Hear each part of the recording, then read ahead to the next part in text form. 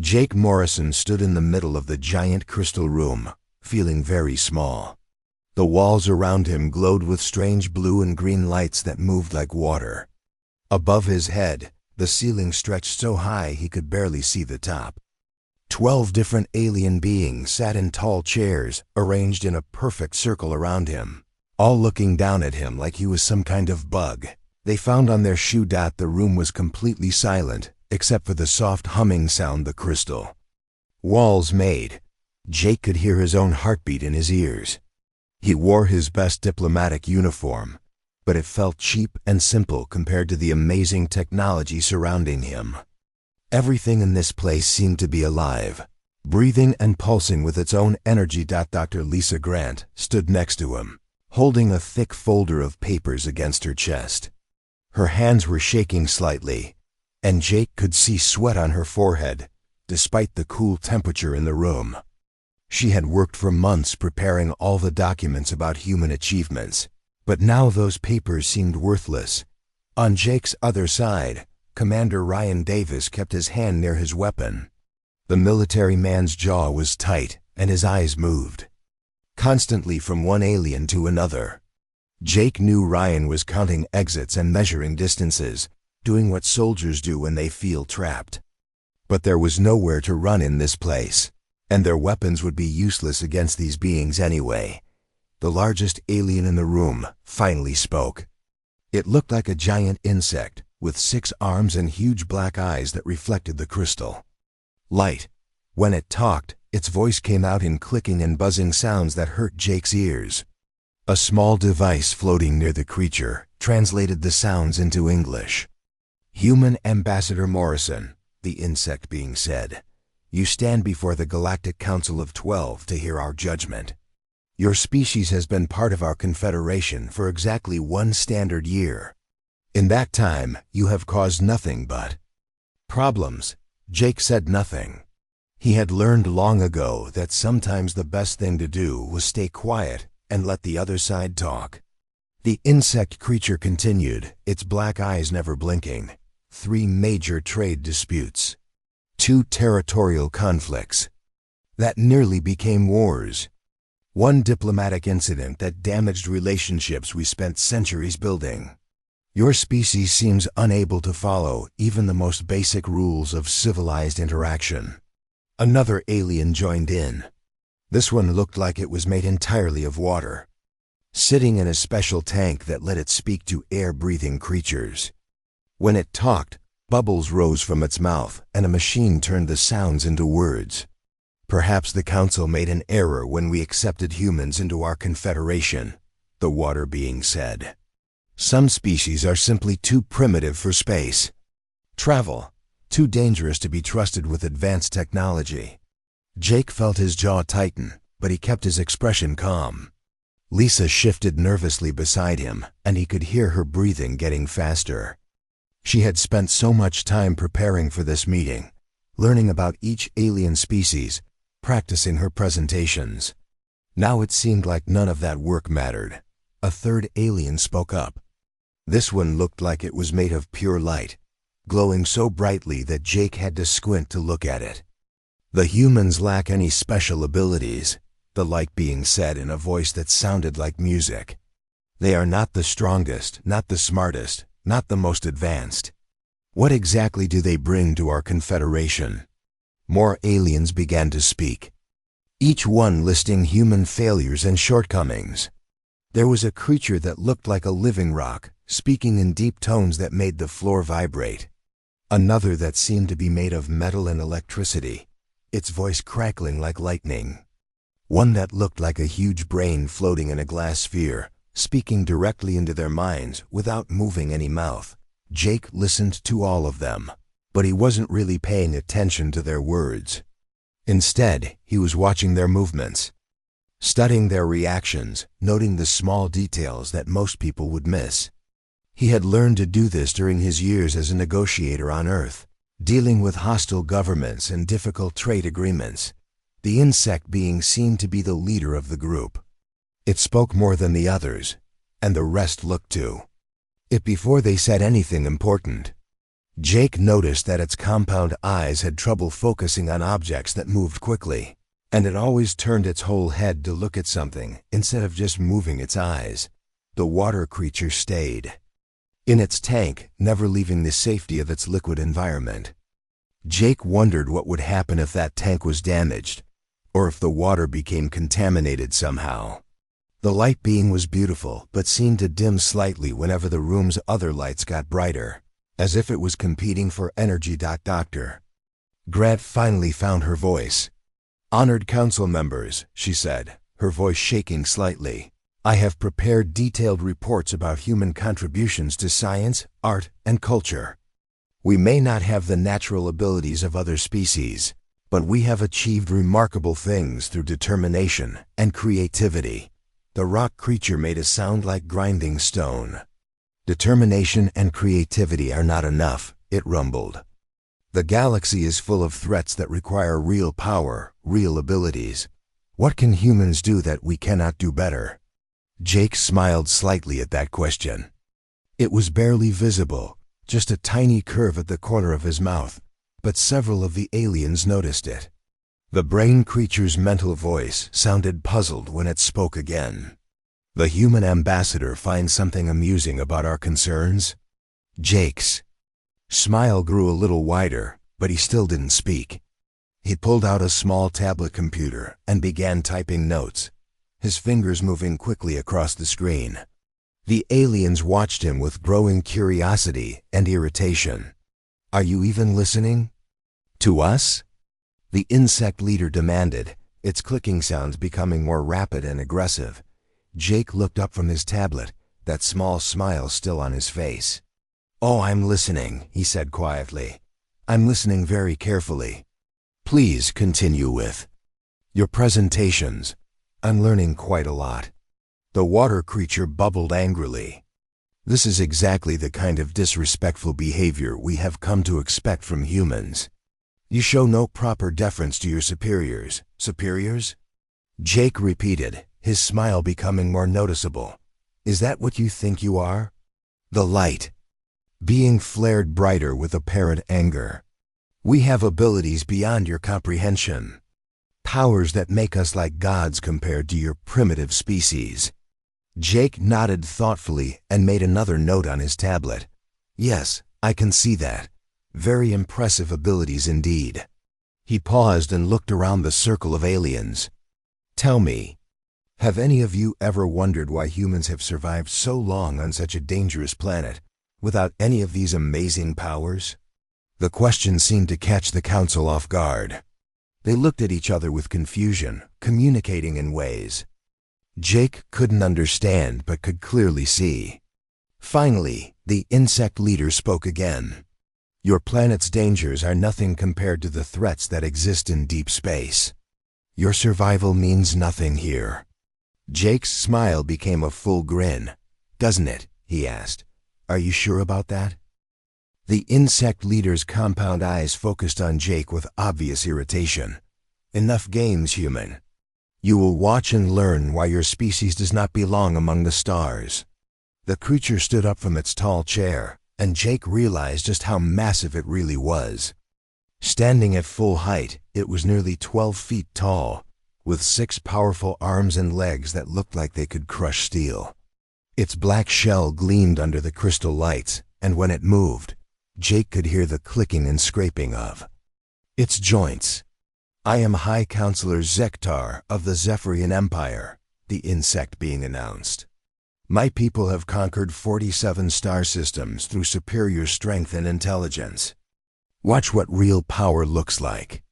The creature walked to the center of the room, and suddenly the air around it began to shimmer.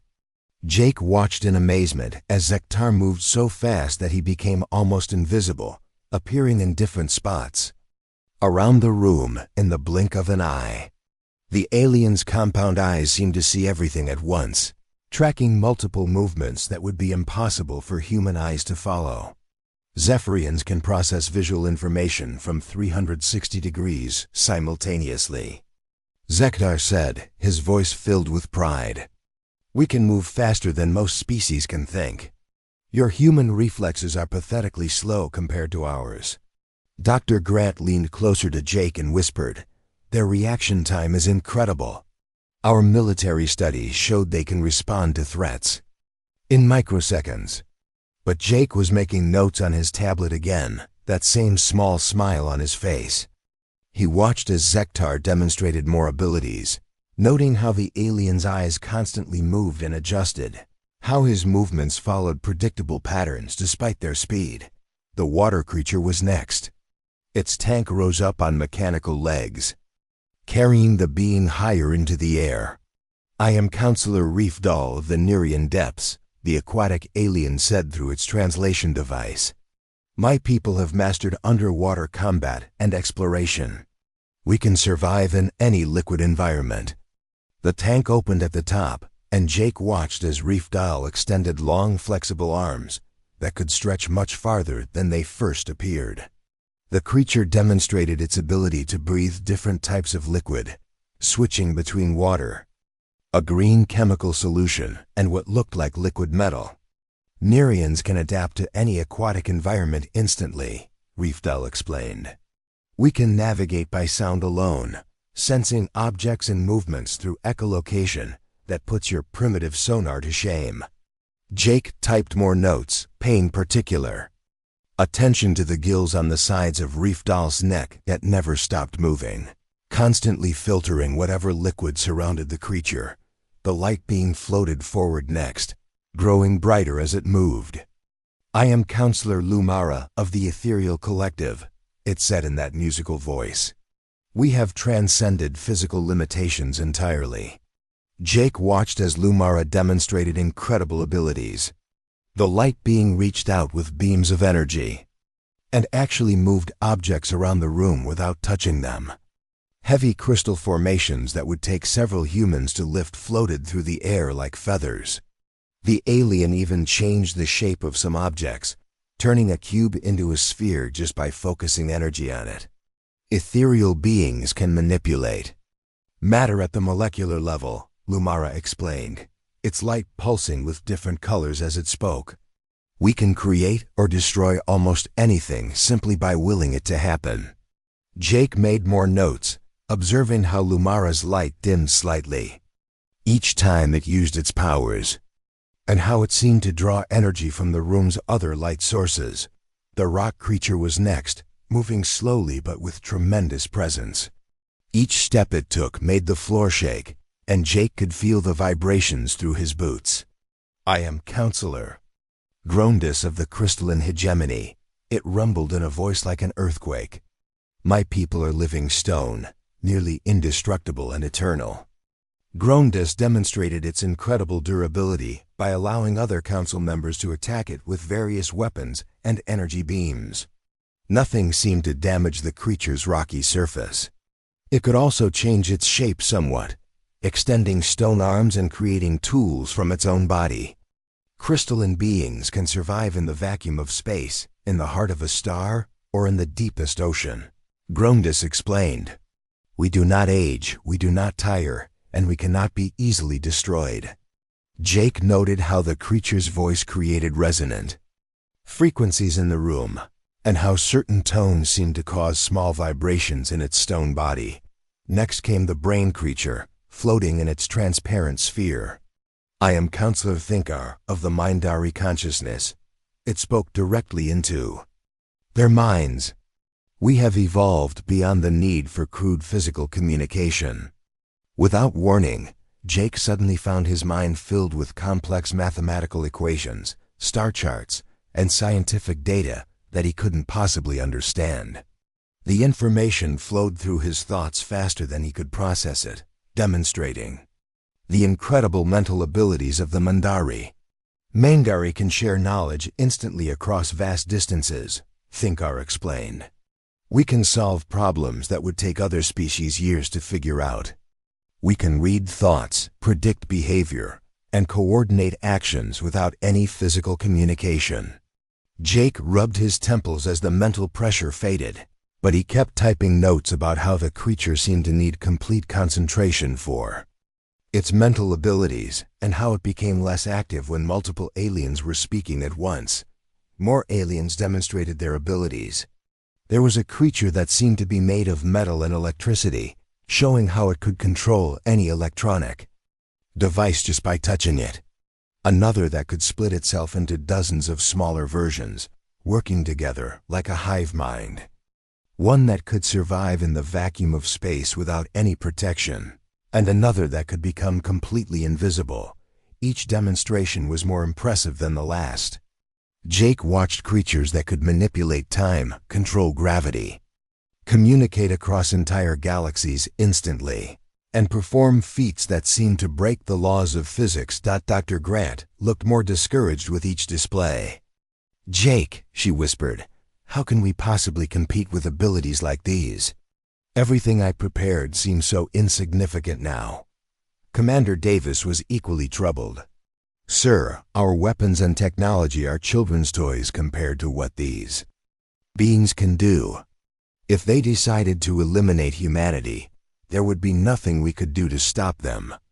But Jake's smile only grew wider as each alien showed off their incredible powers. His fingers never stopped moving across his tablet, taking detailed notes about everything he observed. When the last alien finished its demonstration, Jake looked up at the council with an expression that was almost cheerful. "Very impressive," he said sincerely. "Absolutely amazing abilities. I can certainly see why you all consider yourselves superior to humanity." High Counselor Zektar clicked his mandibles with satisfaction. Finally, the human begins to understand his place in the natural order. Your species has no abilities that can compare to what you have just witnessed. Jake nodded thoughtfully. "You're absolutely right. We can't do any of those things." He paused and looked around the circle of aliens. "But I do have one question." "What question?" Reef Dull bubbled from his tank.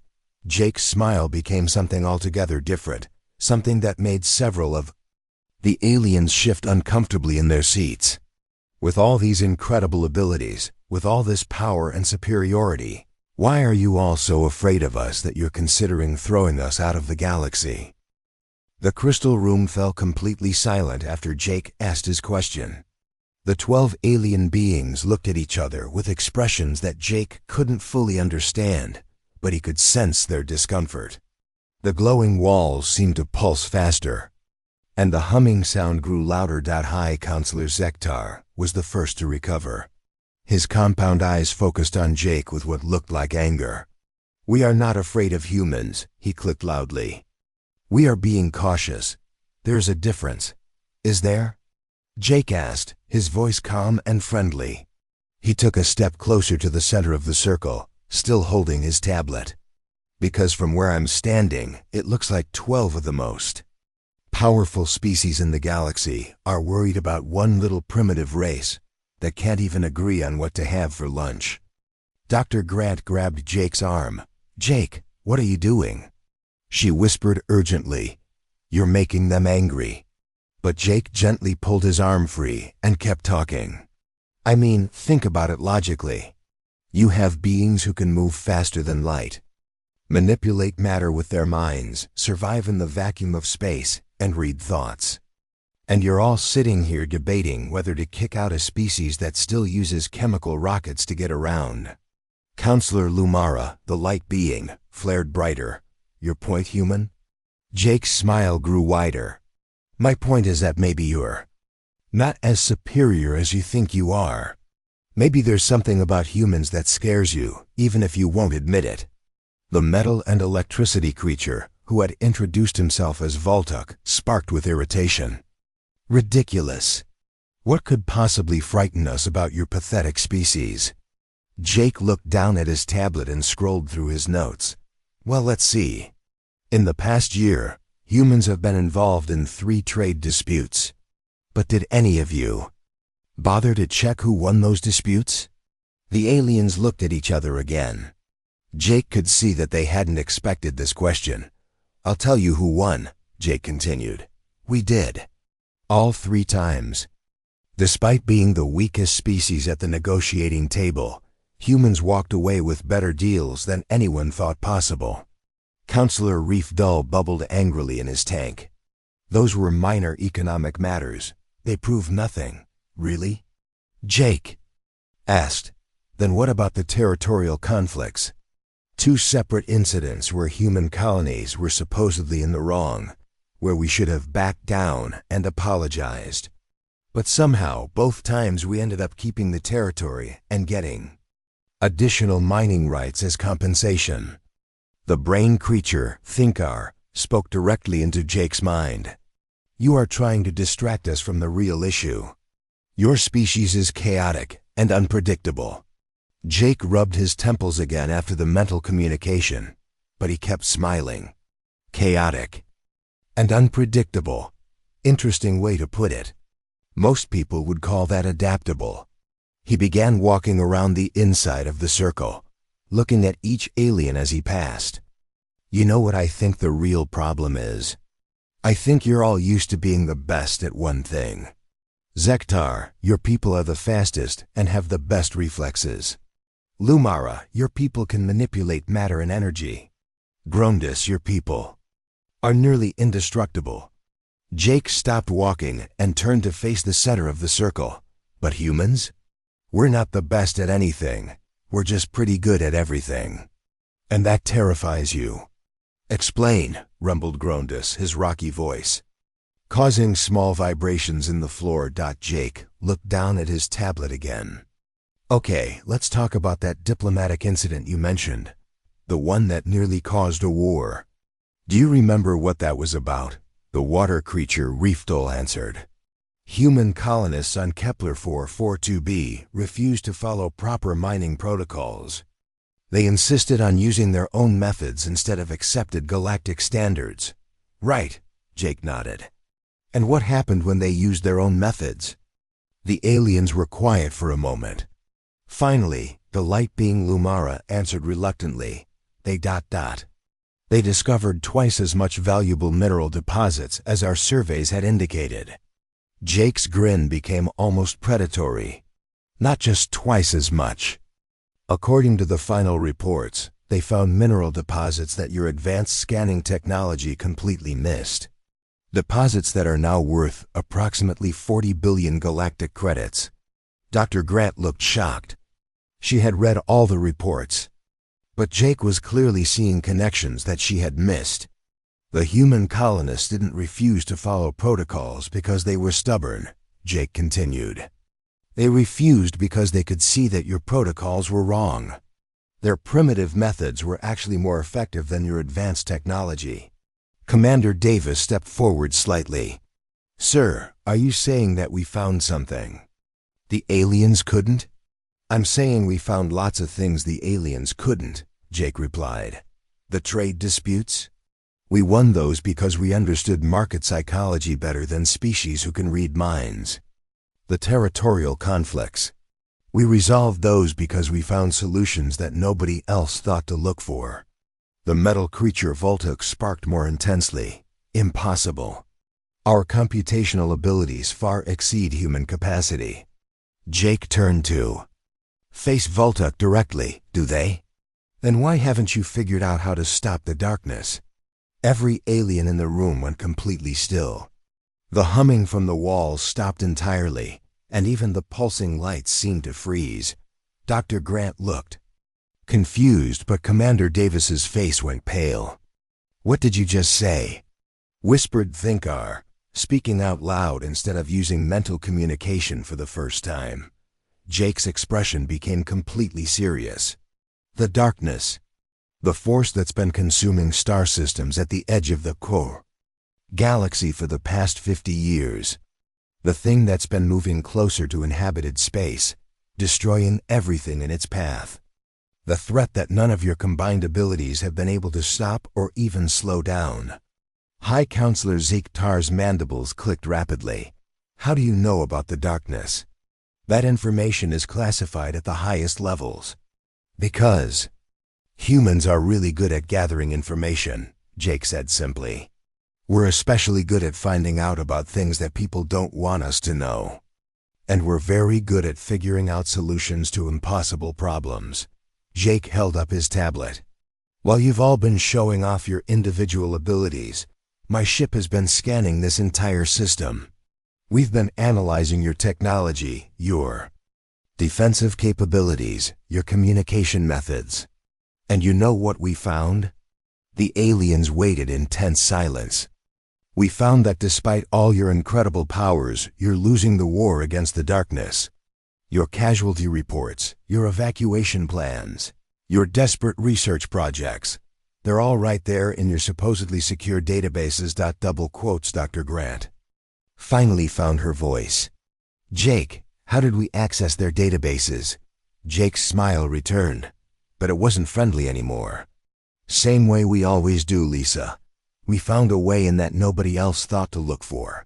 He looked around the circle of aliens, all of whom were now watching him with expressions that ranged from shock to fear to growing respect. You want to know why you're afraid of humans? It's because we don't just adapt to survive, we adapt to win. And right now, whether you like it or not, we might be your only hope of winning the war you're all too proud to admit you're losing. The silence in the crystal chamber stretched on for what felt like hours, but was probably only a few seconds. Jake could see the aliens looking at each other, communicating in ways he couldn't understand. Some flashed lights, others made sounds, too high or low for human ears, and a few seemed to share thoughts directly. Finally, High Counselor Zektar spoke, his voice much quieter than before. You should not know about the darkness. That information is protected by the highest security measures in the galaxy. Jake shrugged casually. Your security measures assume that people will try to break in using advanced technology or special abilities. Nobody thought to check for someone just asking the right questions to the right people at the right time. Dr. Grant stared at him with wide eyes. Jake, when did you learn about this darkness? I've never heard of it in any of our briefings. About 6 months ago, Jake replied, still looking at the aliens rather than his colleague. I started noticing patterns in the diplomatic requests we were getting. Certain star systems kept asking for emergency supplies. Trade routes were being changed for maintenance reasons that never seemed to end. Refugee populations were growing in areas that had never had refugee problems before. Commander Davis stepped closer. Sir, are you saying you've been conducting your own intelligence operation? Jake smiled slightly. I've been doing what humans do best. Ryan, I've been paying attention to things that don't make sense and asking questions that nobody wants to answer. The water creature Reef Dowl bubbled nervously in his tank. Even if you know about the darkness, that does not mean you understand what we are facing. It is not a problem that can be solved with simple human cunning. Really? Jake asked. He looked down at his tablet and began reading from his notes. Let me tell you what I think I understand. The darkness isn't just destroying star systems. It's learning from them. Every world it consumes makes it stronger and smarter. The light being Lumara dimmed noticeably. How could you possibly know that? Because that's what humans would do, Jake said simply. If we were a force that consumed other civilizations, we'd want to learn from them, take their knowledge and abilities for ourselves. It's the most efficient way to grow stronger. The brain creature Thinkar spoke aloud again, his mental voice apparently too shaken for telepathy. The darkness has indeed been adapting. Each time we develop new weapons or defenses, it finds ways to counter them.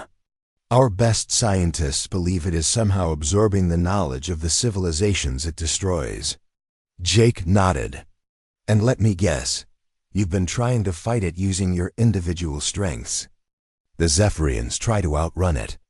The Ethereal Collective tries to destroy it with energy manipulation. The crystalline hegemony tries to build defenses that can't be broken. The rock creature Grondus rumbled unhappily. Our defenses have held for decades, but the darkness keeps finding new ways to break through them.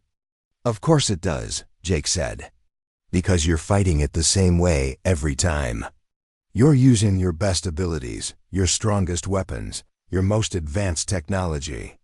And every time you do that, it learns how to beat you.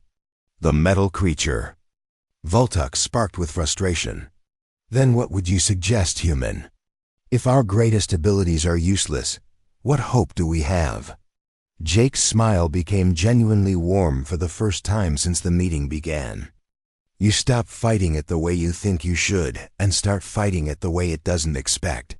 He began walking around the circle again, but this time his movements were confident rather than cautious. See, here's what I think has been happening. Every species in this room has been the dominant force on their home planet for so long that you've forgotten how to be anything else. You've forgotten how to be weak. Dr. Grant looked confused. Jake, why would being weak be an advantage? Because when you're weak, you have to be clever, Jake explained. When you can't overpower your enemy, you have to outthink them. When you can't run faster or hit harder, you have to find a different way to win. He stopped in front of Zektar's chair. You want to know what humans have that you don't? We have millions of years of experience being the underdog. We know how. To win fights we should lose. Jake looked around the circle of aliens. Every species here evolved as the apex predator on their world. You got to the top of the food chain and stayed there. But humans, we were prey for most of our history. We learned to survive by being smarter, not stronger. The brain creature Think-R leaned forward in his floating sphere. Are you suggesting that being prey made your species superior? I'm suggesting that it made us different, Jake replied. And right now, different is exactly what you need. Jake pulled up a new screen on his tablet. While your ships have been scanning this system, mine has been doing something else. We've been running simulations. Commander Davis looked surprised. What kind of simulations, sir? The kind that assume we're going to lose, Jake said. We've been modeling scenarios where the darkness defeats every conventional defense, overruns every fortified position, and adapts to every weapon we throw at it. The aliens were all paying close attention now, even the ones who had been dismissive. Earlier were leaning forward to hear what Jake would say next. And in every simulation, there's one strategy that the darkness can't adapt to, Jake continued. Because it's not really a strategy at all. High Counselor Zektar's compound eyes focused intently on Jake. Explain. Jake's grin returned full. Force, chaos.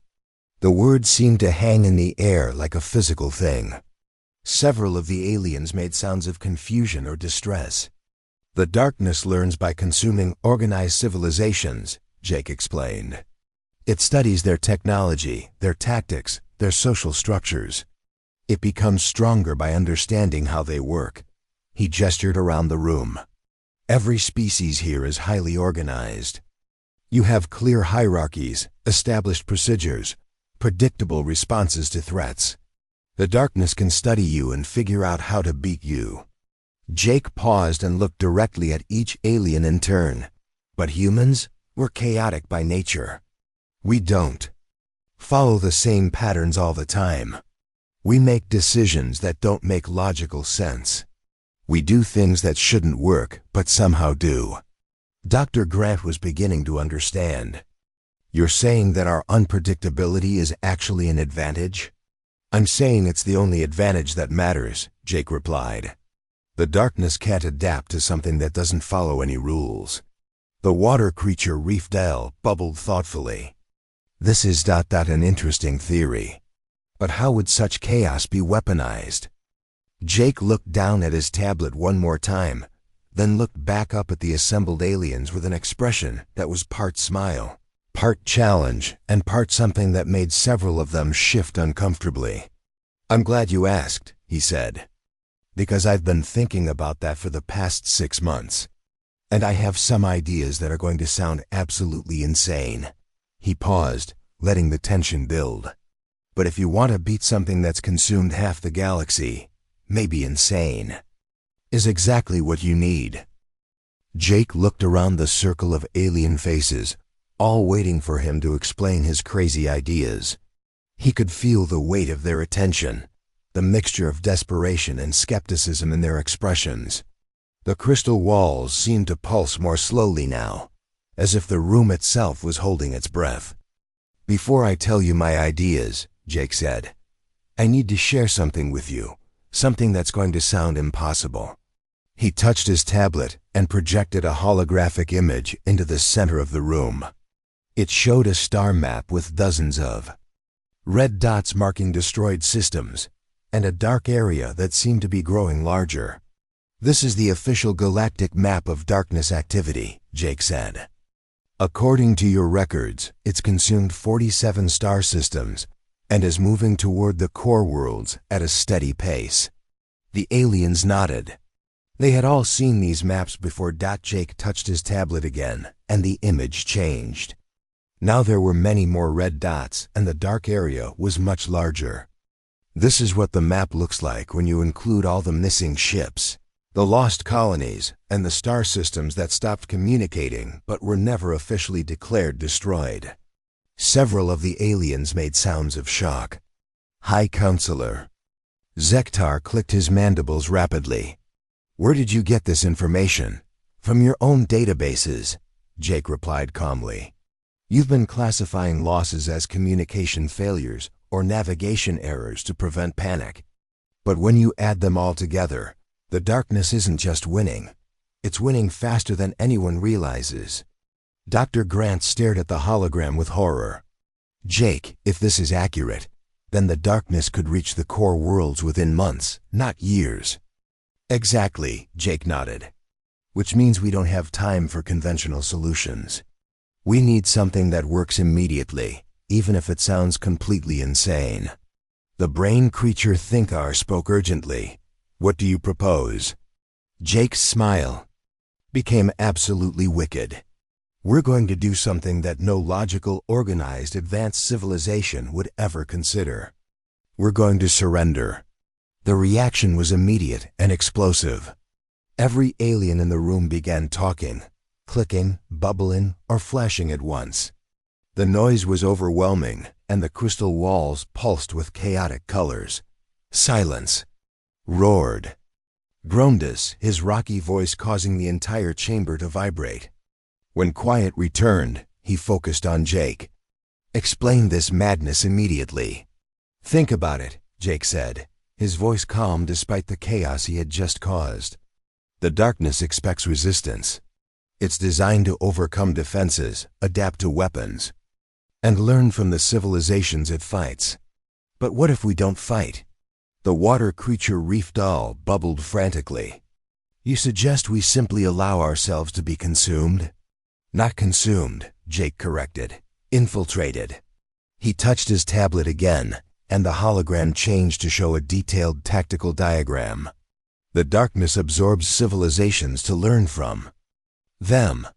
But what if we gave it a civilization that was designed to teach it the wrong lessons? Commander Davis stepped forward, his military training helping him understand faster than the others. Sir, are you talking about a Trojan horse strategy? Exactly, Jake grinned. We create a fake human colony. Fill it with technology that looks advanced but is actually designed to malfunction in specific ways. Populate it with people who appear to be following logical defensive strategies, but are actually setting traps. The light being Lumara flared brighter with interest. The darkness would absorb this false information. It would learn how to beat fake human tactics, Jake explained. And when it tried to use those tactics against real human forces, nothing would work the way it expected. The metal creature Volt-Ig sparked thoughtfully. This could work once, but the darkness would learn from its mistake. Jake's grin grew wider. Which is why we don't stop at one fake colony. We give it dozens of them, each one teaching it different wrong lessons. Some make it think humans are cowards who run from every fight. Others make it think we're berserkers who charge into battle without thinking. Some suggest we rely entirely on technology, others that we're primitive and use only simple weapons. Dr. Grant was beginning to see the brilliance of the plan. By the time it encounters real human forces, it won't know which lessons to trust. Better than that, Jake said. It will be so confused by contradictory information that it will waste time trying to figure out what humans actually do. And, while it's thinking, we hit it with the real strategy. High Counselor Zektar leaned forward. Which is, Jake looked around the circle of aliens, his expression becoming completely serious. We don't have a real strategy. We make it up as we go along, changing tactics constantly, doing whatever seems like a good idea at the moment. Pure, beautiful chaos that no computer or absorbed intelligence can predict. The brain creature Thinkar shook his floating sphere. This plan depends entirely on humans being unpredictable. What if you are more predictable than you believe? Jake laughed out loud, a sound that seemed strange in the formal chamber. Thinkar, let me ask you something. 6 months ago, did any of your predictions suggest that a human diplomat would stand in this room and propose fake surrendering to an cosmic horror as a military strategy? Thinkar was quiet for a long moment. No, he admitted finally. No, they did not, and that's exactly my point, Jake said. Humans don't just think outside the box. We don't even know where the box is most of the time. The aliens began talking among themselves again, but this time the discussion was thoughtful rather than panicked. Jake waited patiently while they debated in their various languages and communication methods. Finally, Gronda spoke for the group. This plan is completely insane. Yes, Jake agreed cheerfully. It violates every principle of logical military strategy. Absolutely. It depends on deception, chaos, and pure randomness rather than superior firepower or technology. That's the idea. The rock creature was quiet for a moment, then asked, "When do we begin?" Jake's smile became genuinely warm. "We already have. While we've been talking, my ship has been broadcasting fake distress signals from 3 different human colonies under attack. Captain Amy Foster is currently playing the role of a cowardly human commander abandoning her posts." Dr. Grant looked shocked. "You started the operation without authorization." "I started it the moment we entered this system," Jake replied. "Because I knew that if this meeting went well, we'd need to move fast. And if it went badly, well, at least we'd give the darkness some confusing data before we got kicked out of the galaxy." High Counselor Zektar stood up slowly. "Ambassador Morrison, on behalf of the Galactic Council, I formally apologize for our earlier assessment of humanity." Jake nodded graciously. "Thank you, Counselor, but we're not done yet." "What do you mean?" Jake's expression became predatory again. "I said we were going to use chaos and unpredictability to confuse the darkness. But I never said we were going to do it alone." He gestured around the room. "Every species here has been fighting the darkness using your greatest strengths. But what if you started using your greatest weaknesses instead?" The aliens looked at each other with confusion and growing excitement. "Zektar, what if instead of using your speed advantage, you deliberately moved slowly and clumsily? Lumara, what if instead of precise energy manipulation, you created wild, uncontrolled bursts? Thinkar, what if instead of logical thought, you made completely random decisions?" Jake spread his arms wide. "What if we all became a little more human?" The crystal chamber filled with the strangest sound it had ever heard. The laughter of 12 different alien species, joined by 3 humans, all contemplating the beautiful madness of fighting an ultimate enemy with ultimate randomness. For the first time in 50 years, the galaxy had hope. And it was absolutely, completely, wonderfully insane.